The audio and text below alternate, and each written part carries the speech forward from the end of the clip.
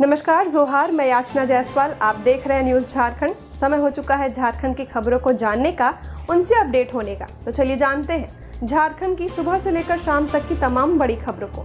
लेकिन उससे पहले यदि आप हमारे चैनल न्यूज़ झारखंड पर नए हैं तो हमारे चैनल को सब्सक्राइब करें और बेल आइकन को प्रेस करें। इससे आपको झारखंड की हर छोटी बड़ी खबर सबसे पहले मिले। तो चलिए जानते हैं झारखंड की तमाम बड़ी खबरों को। लातेहार में भाई ने गोली मारकर भाई की हत्या। दोनों बारात गए थे। सुबह तालाब के पास ले जाकर मारी गोली, पिस्टल लहराता हुआ भागा। लातेहार में एक युवक की उसके ही चचेरे भाई ने गोली मारकर हत्या कर दी है। घटना चंदवा थाना क्षेत्र के सोंस गांव की है। दोनों ही रात में गांव के ही एक युवक की बारात में गए थे और सुबह यह वारदात हुई है। आरोपी को लोगों ने पिस्टल लहराते भागते हुए भी देखा है।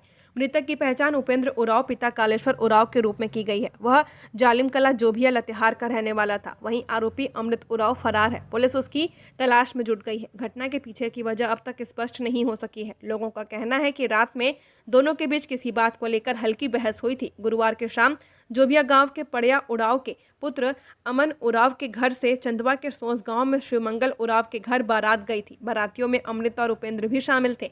रात में शादी संपन्न होने के बाद आज की सुबह अमृत उरांव उपेंद्र उरांव को शौच के बहाने तालाब की ओर ले गया। वहां कनपट्टी में सटाकर एक गोली मार दी। गोली लगते उपेंद्र की मौके पर ही मौत हो गई। हत्या के बाद आरोपी पिस्तौल लहराते हुए भाग गया। गांव के लोगों ने उसे भागते हुए देखा है। हजारीबाग पुलिस ने 2 नक्सली को किया गिरफ्तार। हजारीबाग जिले के चरही क्षेत्र में पुलिस को नक्सल विरोधी अभियान के तहत बड़ी सफलता हाथ लगी है। पुलिस ने 2 सक्रिय नक्सलियों नूतन गंजू और प्रेम गंजू को गिरफ्तार किया है। गुप्त सूचना के आधार पर की गई इस कार्रवाई में दोनों को उनके ठिकाने से धर दबोचा गया। पुलिस को सूचना मिली थी कि दोनों नक्सली चरही इलाके में मौजूद है। सूचना की पुष्टि होते ही पुलिस टीम ने छापेमारी कर उन्हें गिरफ्तार कर लिया। दोनों की गिरफ्तारी से क्षेत्र में सक्रिय नक्सली नेटवर्क को झटका लगा है। बता दें कि केंद्र सरकार द्वारा पूरे देश में चलाए जा रहे नक्सल विरोधी अभियान के तहत विभिन्न राज्यों में सैकड़ों नक्सलियों का एनकाउंटर और गिरफ्तारी हो चुकी है। गृह मंत्री अमित शाह पहले ही घोषणा कर चुके हैं कि 2026 तक देश को नक्सलवाद से मुक्त किया जाएगा। झारखंड सरकार की इस योजना के जरिए मिलेगा किसानों को लाभ। 2 लाख रुपए तक का कर्ज होगा माफ। झारखंड सरकार महिला सशक्तिकरण और उच्च शिक्षा में सहयोग करने के साथ ही राज्य के किसानों के लिए भी कई योजनाएं चलाती है। सरकार की इन्हीं योजनाओं में से एक है झारखंड कृषि ऋण माफी योजना, जो अल्पकालीन कृषि ऋण धारकों को ऋण के बोझ से राहत देने के लिए शुरू की गई है। इस योजना के तहत मानक फसल ऋण बकाया खातों में 50,000 से लेकर 2 लाख रुपए तक की बकाया ऋण राशि माफ की जाएगी। इस योजना का लाभ खासतौर पर आर्थिक रूप से कमजोर किसानों को मिल रहा है। इसका मुख्य उद्देश्य फसल ऋण धारकों की ऋण पात्रता में सुधार करना और नए फसल ऋण की प्राप्ति सुनिश्चित करना है। साथ ही यह योजना कृषक समुदायों के पलायन को रोकने और राज्य में कृषि अर्थव्यवस्था को मजबूत करने में भी सहयोग कर सकती है। इस योजना के तहत आधार कार्ड और राशन कार्ड के अंतर्गत आने वाले मानक केसीसी ऋणों का विवरण बैंक द्वारा ऋण माफी पोर्टल पर अपलोड किया जाता है। वह वेब पोर्टल के माध्यम से ऑनलाइन लागू किया जाएगा, जिस वजह से आवेदक और अधिकारियों के बीच संपर्क कम से कम हो। साथ ही इसमें ऑनलाइन मोड के माध्यम से आवेदकों की शिकायतों का हल निकाला जाता है। झारखंड में 4 मई तक आंधी बारिश से राहत नहीं। वज्रपात से राज्य में 2 की मौत। पिछले 24 घंटे में धनबाद में सबसे ज्यादा 38.6 मिलीमीटर बारिश। झारखंड में बुधवार से ही रुक रुक कर बारिश हो रही है। इससे प्रदेश में लोगों को गर्मी से राहत मिली है। मौसम विभाग के अनुसार राज्य में आंधी बारिश की ये स्थिति 4 मई तक रह सकती है। वहीं गुरुवार को आकाशीय बिजली गिरने से लातेहार और रामगढ़ में 2 लोगों की मौत हो गई है। राज्य में आज और कल उत्तर पश्चिम हिस्से पलामू, गढ़वा, चतरा, कोडरमा, लातेहार और लोहरदगा को छोड़ शेष हिस्सों में कहीं कहीं पर गर्जन और तेज हवा के साथ वज्रपात की संभावना है। इस दौरान हवा की रफ्तार 40 से 50 किलोमीटर प्रति घंटे रह सकती है। वहीं रविवार को राज्य में कहीं कहीं पर गर्जन और तेज हवा के साथ आकाशीय बिजली गिरने की संभावना है। पिछले 24 घंटे में राज्य में कहीं कहीं पर हल्के से मध्यम दर्जे की बारिश हुई है। सबसे ज्यादा बारिश 38.6 मिलीमीटर पुट की धनबाद में दर्ज की गई है। सबसे ज्यादा अधिकतम तापमान 38.0 डिग्री सेल्सियस डाल्टनगंज में, जबकि सबसे कम न्यूनतम तापमान 17.8 डिग्री सेल्सियस लातेहार में दर्ज किया गया। पिछले 24 घंटे के दौरान हजारीबाग, धनबाद, रांची, जमशेदपुर, कोडरमा, पलामू समेत कई जिलों में तेज हवा गर्जन के साथ जमकर बारिश हुई है। पलामू में बारिश के साथ ओलावृष्टि भी हुई। राज्य में अगले 3 दिनों के दौरान अधिकतम तापमान में कोई बड़े बदलाव की संभावना नहीं है। इसके बाद अगले 2 दिनों में इसमें 2 से 3 डिग्री सेल्सियस की वृद्धि हो सकती है। राज्य में कुछ स्थानों पर गर्जन के साथ हल्के से मध्यम दर्जे की बारिश होने की संभावना है। शादी से लौट रही कार दुर्घटनाग्रस्त, एक की मौत। गिरिडीह में ट्रक की लाइट से चकमा खाकर गाड़ी गिरी, सड़क से नीचे, 2 जख्मी। गिरिडीह में आज सड़क हादसे में कार सवार एक युवक की मौत हो गई, जबकि 2 लोग जख्मी हो गए हैं। हादसा निमिया घाट के पास हुआ। कार सवार सभी बगोदर के हरियर धाम से शादी समारोह में शामिल होकर लौट रहे थे। सभी को बोकारो जाना था, पर बीच रास्ते में यह हादसा हो गया। मृतक की पहचान बोकारो के चंद्रपुरा स्थित तेलो निवासी प्रमोद गोप के रूप में की गई है, जबकि भाई तपेश्वर और चचेरे भाई पंचानंद घायल हो गए। हादसा ट्रक की लाइट से चकमा खाने से हुआ। कार अनियंत्रित होकर सड़क से करीब 50 मीटर नीचे गिर गई और यह दुर्घटना हुई। नीमिया घाट थाना प्रभारी सुमन कुमार ने बताया कि घटना तड़के 4 बजे की है। कार सवार अपने घर चंद्रपुरा बोकारो जाने के लिए निकले थे। इनको डुमरी से मुड़ना था, पर सभी शराब के नशे में थे और ये आगे की ओर निकल गए। इसी बीच सामने से आ रहे ट्रक की लाइट से ड्राइव कर रहा युवक अनियंत्रित हो गया और कार रोड के नीचे जा गिरी। कार में बियर और खाने का सामान भी मिला है। देवघर में श्रावणी मेले की तैयारियां तेज, 50 लाख श्रद्धालुओं के आगमन की उम्मीद। श्रावणी मेला 2025 को लेकर बाबा नगरी देवघर में तैयारियां पूरे जोर शोर से चल रही हैं। विश्व प्रसिद्ध बाबा बैजनाथ धाम में हर साल सावन के महीने में लाखों कांवरिया जलाभिषेक के लिए जुटते हैं, लेकिन इस बार देवघर प्रशासन ने करीब 50 लाख श्रद्धालुओं के आगमन का अनुमान लगाया है। इसी को ध्यान में रखते हुए व्यवस्थाओं को चाक चौबंद किया जा रहा है। उपायुक्त मंजुनाथ भंजत्री ने बताया कि मेले में आने वाले श्रद्धालुओं को हर स्तर पर बेहतर सुविधाएं देने के लिए जिला प्रशासन प्रतिबद्ध है। मंदिर परिसर और आसपास के इलाकों में साफ सफाई अभियान तेज कर दिया गया है। श्रद्धालुओं के लिए जगह जगह शुद्ध पेयजल की व्यवस्था, स्वास्थ्य जांच शिविर और विशेष दवा केंद्र लगाए जा रहे हैं, ताकि किसी को स्वास्थ्य संबंधित कोई परेशानी ना हो। सुरक्षा को लेकर भी इस बार प्रशासन ने खास तैयारियां भी की हैं। पतरातू में आकाशीय बिजली गिरने से एक बच्चे की मौत। पंचायत भवन के पास चर रही बकरियों को लाने गए थे बच्चे, 2 घायल, रामगढ़ रेफर। रामगढ़ जिले के पतरातू हफुआ गांव में आकाशीय बिजली गिरने से एक बच्चे की मौत हो गई, 2 अन्य बच्चे घायल हो गए हैं। घटना गुरुवार की शाम की है। तीनों बच्चे पंचायत भवन के पास से बकरियों को घर वापस ला रहे थे। घटना में अविनाश कुमार मुंडा, मोहित कुमार मुंडा और विक्की कुमार मुंडा वज्रपात की चपेट में आ गए। स्थानीय लोग तीनों को सामुदायिक स्वास्थ्य केंद्र पतरातू ले गए। चिकित्सकों ने इलाज के दौरान अविनाश कुमार मुंडा को मृत घोषित कर दिया। मोहित कुमार और विक्की कुमार को बेहतर इलाज के लिए रामगढ़ सदर अस्पताल भेज दिया गया है। शव को पोस्टमार्टम के लिए रामगढ़ भेज दिया गया है। घटना से परिजनों में शोक की लहर है। केदारनाथ धाम के कपाट खुले, 108 क्विंटल फूलों से मंदिर सजाया। पहले दिन 10,000 लोग पहुंचे। केदारनाथ धाम के कपाट को खोल दिया गया है। कपाट खुलते ही भक्तों ने मंदिर के अंदर जलती अखंड ज्योति के दर्शन किए। इसके बाद रुद्राभिषेक, शिवाष्टक, शिवतांडव श्रोत और केदाराष्टक के मंत्रों का जाप किया गया। मंदिर में सबसे पहले कर्नाटक के वीरशैव लिंगायत समुदाय के मुख्य रावल भीमशंकर पहुंचे। इसके बाद बाबा पर 6 महीने पहले चढ़ाया गया भीष्म श्रृंगार हटाया गया। मंदिर को 54 किस्म के 108 क्विंटल फूलों से सजाया गया है। इसमें नेपाल, थाईलैंड और श्रीलंका जैसे विभिन्न देशों से लाए गए गुलाब और गेंदा के फूल शामिल है। पहले दिन करीब 10,000 लोग दर्शन के लिए पहुंचे। भीड़ मैनेज करने के लिए टोकन सिस्टम से दर्शन करवाए जा रहे हैं। भक्त अब अगले 6 महीने तक दर्शन कर सकेंगे। रिश्वत लेते पकड़े गए, दरोगा की गई नौकरी। पलामू में तैनात दरोगा ने धनबाद में केस डायरी के लिए मांगे थे 50,000। पलामू में तैनात एक सब इंस्पेक्टर को विभागीय कार्रवाई के बाद बर्खास्त कर दिया गया है। जांच में दरोगा पर घूस लेने का आरोप सही पाया गया। इसके बाद घूसखोर दरोगा को नौकरी से हटाने का आदेश बोकारो रेंज के डीआईजी ने जारी कर दिया है। बर्खास्त सब इंस्पेक्टर नीलेश कुमार सिंह की पोस्टिंग वर्ष 2022 में धनबाद के लोयाबाद थाना में थी। एक केस डायरी मैनेज करने के लिए 50,000 रुपये रिश्वत की मांग सब इंस्पेक्टर नीलेश कुमार सिंह ने की थी। 2018 बैच के दरोगा नीलेश कुमार सिंह को धनबाद एसीबी की टीम ने 6 जून 2022 को 15,000 रुपये की रिश्वत लेते रंगे हाथों पकड़ा था। शिकायतकर्ता ने एसीबी में रिश्वत मांगने की शिकायत की थी। गिरफ्तारी के बाद उन्हें जेल भेजा गया और निलंबित कर दिया गया। प्राइवेट स्कूलों को बड़ी राहत, संबद्धता के लिए नहीं देना होगा प्रतिवर्ष फीस।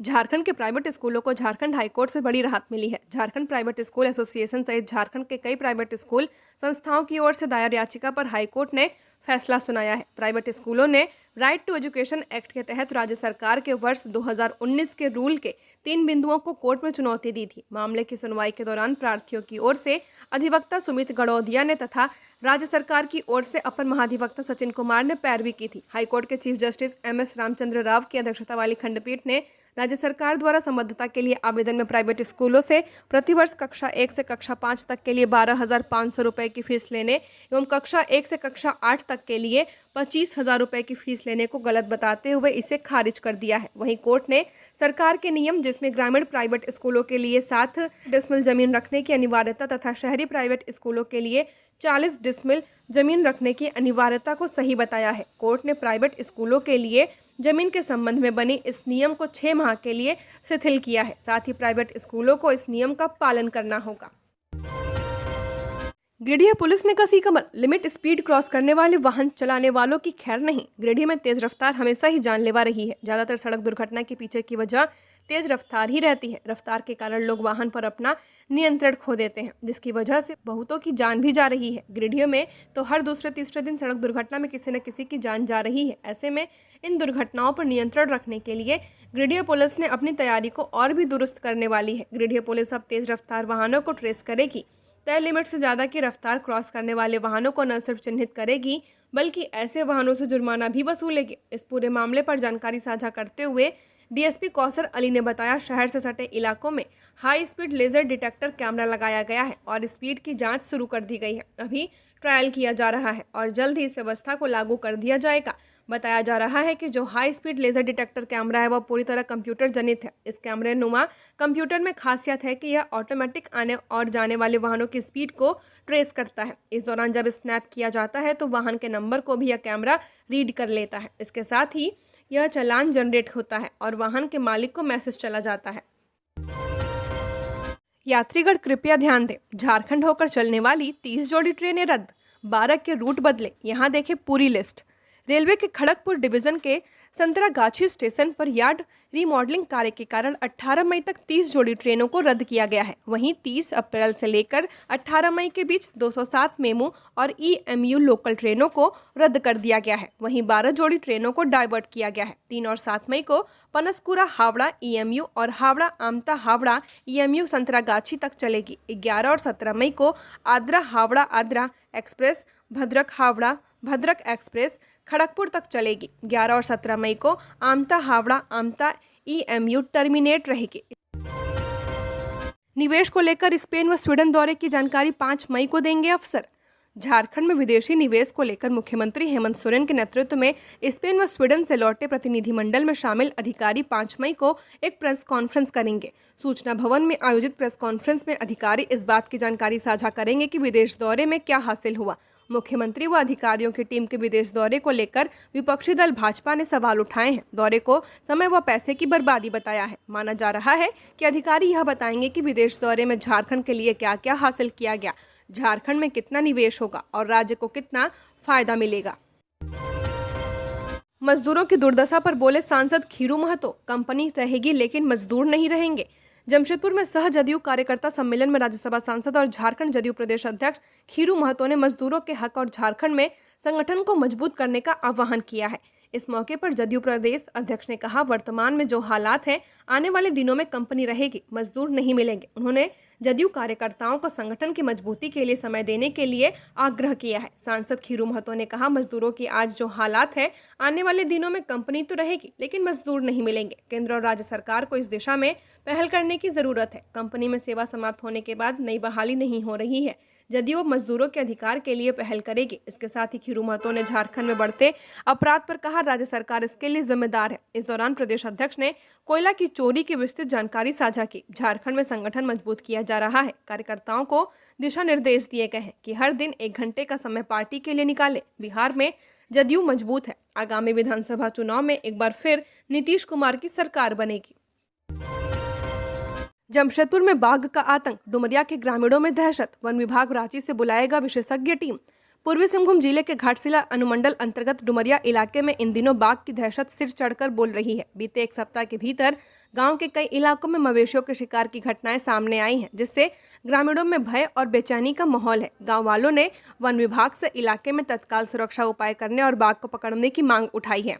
वन विभाग की टीम ने बीते दिनों डुमरिया और आसपास के जंगलों में गश्त के दौरान बाघ के ताजे पगमार्क पाए हैं। इसके अलावा विभाग द्वारा लगाए गए सीसीटीवी कैमरों में भी बाघ की स्पष्ट तस्वीरें कैद की गई हैं। वन प्रमंडल पदाधिकारी ने मीडिया को बताया कि इन सबूतों के आधार पर इलाके में बाघ की मौजूदगी की पुष्टि हो चुकी है। विभाग ने स्थिति की गंभीरता को देखते हुए बाघ को सुरक्षित पकड़ने के लिए रांची से विशेषज्ञों की टीम को बुलाने का फैसला लिया है। जातीय जनगणना को मिली मंजूरी, तो बोले मुख्यमंत्री हेमंत सोरेन। केंद्र सरकार द्वारा जातीय जनगणना को हरी झंडी मिलने के बाद झारखंड के मुख्यमंत्री हेमंत सोरेन ने पुरानी यादें ताजा करते हुए एक तीखा राजनीतिक संदेश दिया है। उन्होंने 27 सितंबर 2021 की रिपोर्ट साझा कर उस समय की पहल की याद दिलाई जब झारखंड सरकार ने केंद्र से जातिगत जनगणना की मांग की थी। मुख्यमंत्री सोरेन ने ट्वीट करते हुए कहा, देर से आए लेकिन आना पड़ा। 2021 में मुख्यमंत्री सोरेन के नेतृत्व में एक सर्वदलीय प्रतिनिधिमंडल ने केंद्रीय गृह मंत्री अमित शाह से मुलाकात कर जातीय जनगणना की मांग को लेकर प्रधानमंत्री नरेंद्र मोदी के नाम ज्ञापन सौंपा था। उस समय केंद्र सरकार की ओर से तकनीकी जटिलताओं का हवाला देते हुए इस पर सहमति नहीं बन पाई थी। गृह मंत्री शाह ने इसे कठिन कार्य बताते हुए राज्यों से अपनी भूमिका तय करने को कहा था। लेकिन अब जब केंद्र ने खुद जातीय जनगणना को मंजूरी दे दी है तो हेमंत सोरेन ने न केवल पुराने प्रयासों को फिर से उजागर किया बल्कि यह भी जताने की कोशिश की कि यह उनकी सरकार और झारखंड इस ऐतिहासिक फैसले की राह पहले ही तय कर चुके थे। रांची एयरपोर्ट पर सुरक्षा व्यवस्था और सख्त, सीआईएसएफ जवानों की संख्या में बढ़ोतरी। राजधानी रांची के बिरसा मुंडा एयरपोर्ट पर सुरक्षा व्यवस्था को और कड़ा कर दिया गया है। एयरपोर्ट निर्देशक आलोक वर्धन ने बताया कि हालिया सुरक्षा समीक्षा में कुछ कमियां सामने आई थी, जिन्हें दूर करने के लिए केंद्रीय औद्योगिक सुरक्षा बल सीआईएसएफ के जवानों की संख्या बढ़ा दी गई है। अब एयरपोर्ट पर कुल 300 से ज्यादा सीआईएसएफ जवान 24 घंटे मुस्तैद रहेंगे। निर्देशक आलोक वर्धन के मुताबिक बढ़ी हुई संख्या के जवान अब एयरपोर्ट के हर हिस्से में सुरक्षा निगरानी को और मजबूत करेंगे। इसके साथ ही एयरपोर्ट परिसर में सीसीटीवी कैमरों की संख्या भी बढ़ाई जा रही है ताकि हर गतिविधि पर पैनी नजर रखी जा सके। एयरपोर्ट प्रशासन का कहना है कि सुरक्षा के इन उपायों से यात्रियों को अधिक सुरक्षित माहौल मिलेगा और किसी भी संभावित खतरे से निपटने में मदद मिलेगी। बढ़ाई गई सुरक्षा व्यवस्था का सीधा असर एयरपोर्ट के भीतर और बाहर दोनों स्थानों पर दिखाई देगा। यात्रियों और आगंतुकों के लिए चेकिंग प्रक्रिया को भी अब और सख्त किया गया है। बैंक कैशियर पर नाबालिग से दुष्कर्म का आरोप। 12वीं की छात्रा को घर में खाना बनाने के लिए रखा था। पुलिस ने केस दर्ज किया। गुमला जिले में बैंक ऑफ इंडिया के बिशुनपुर शाखा के कैशियर पर नाबालिग आदिवासी छात्रा से दुष्कर्म करने का मामला सामने आया है। पीड़िता 12वीं कक्षा की छात्रा है जो आरोपी के घर में खाना बनाने का काम करती थी। घटना 18 अप्रैल की है। आरोप है कि कैशियर राजकुमार सिंह ने छात्रा को जबरदस्ती अपने बेडरूम में ले जाकर रेप किया। उसने पीड़िता को किसी को भी घटना की जानकारी देने पर हत्या की धमकी दी। पीड़िता ने घर जाकर अपनी मां को पूरी घटना बताई। शुरुआत में परिवार लोक लाज के कारण चुप रहा। बाद में अन्य परिजनों को जानकारी मिली। इसके बाद सभी ने मिलकर पुलिस में शिकायत करने का फैसला किया। बिशुनपुर थाने में पीड़िता की शिकायत पर कैशियर राजकुमार सिंह के खिलाफ मामला दर्ज किया गया है। पुलिस ने पीड़िता को मेडिकल जांच और धारा 164 के तहत बयान दर्ज करने के लिए गुमला भेजा है। पुलिस आरोपी की गिरफ्तारी के लिए छापेमारी कर रही है। पूर्वी सिंहभूम में डिवाइडर से टकराया पलटा ट्रेलर, चालक की मौत।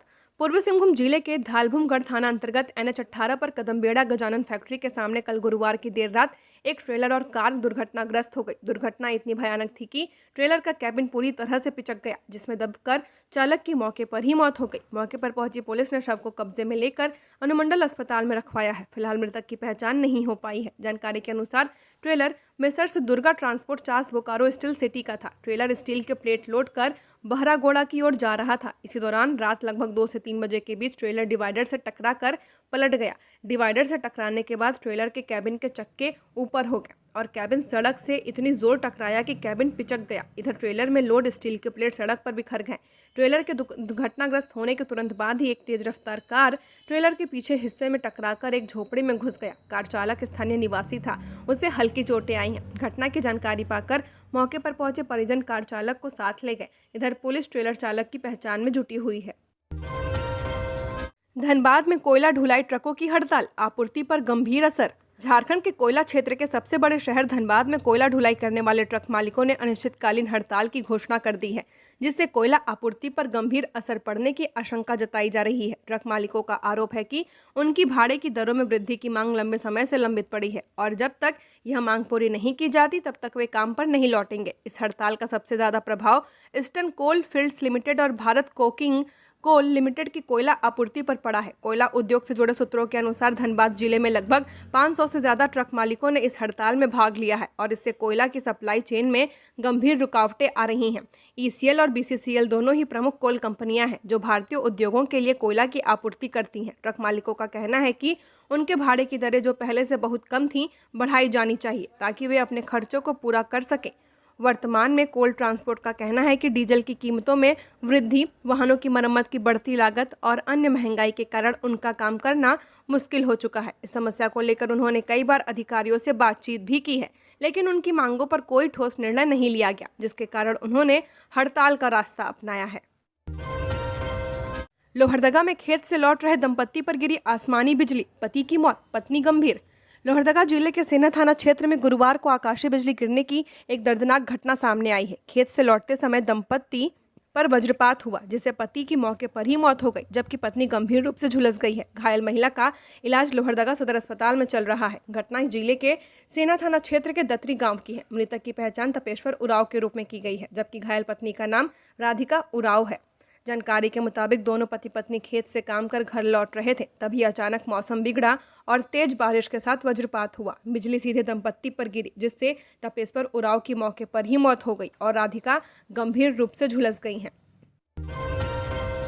कांग्रेस के कुछ नेता मांग रहे पीएम मोदी से हिसाब। निशिकांत दुबे ने विपक्ष पर फिर साधा निशाना। पहलगाम आतंकी हमले का मुद्दा अभी ठंडा नहीं हुआ है। कांग्रेस समेत तमाम विपक्षी दलों के नेता इसे लेकर केंद्र सरकार पर हमलावर हैं। अब इस मामले पर गोड्डा सांसद निशिकांत दुबे ने विपक्ष को आड़े हाथों लिया है। उन्होंने सोशल मीडिया हैंडल एक्स पर पोस्ट कर लिखा कि पाकिस्तानी एक्ट्रेस हानिया आमिर भी मानती हैं कि पहलगाम में निहत्थे हिंदुओं की हत्या पाक सेना प्रमुख असीम मुनीर ने करवाया है। इसके समर्थन में शरीफ, भुट्टो परिवार और इमरान खान सभी एक है। निशिकांत दुबे ने आगे लिखा कि हमारे कांग्रेस पार्टी के कुछ नेता अभी भी समाजवादी अखिलेश यादव जी के साथ विपक्ष अभी भी प्रधानमंत्री जी से हिसाब मांग रहा है। लानत है, यह अकाउंट भी हानिया के ही आईडी से चलता है।